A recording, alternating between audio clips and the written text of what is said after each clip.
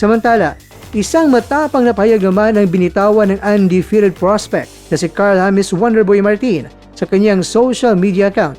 Diretsang inamin ni Martin ang kanyang frustration sa pagkakaantala ng kanyang US fight dahil sa issue ng visa na nadamay umano sa sitwasyon ng giyera. Narito ang kanyang mga punto. Visa issues. Ilang buwan nang walang linaw ang US visa ng Team Wonderboy. Dahilan kaya hindi sila makalis patungo Amerika. Pangalawa, activity fight sa Mayo.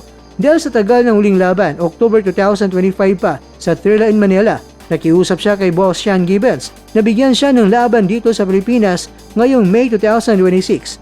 Pangatlo, kalidad ng kalaban. Dito nagpakitang gilas si Martin. Tumanggi siya sa mga pipitsuging kalaban na galing sa Thailand o Indonesia.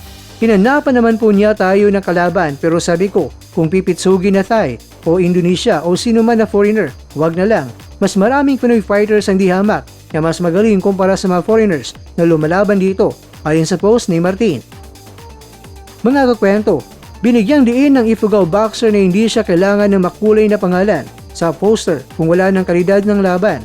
Mas gusto pa niyang makaharap ang kapwa Pinoy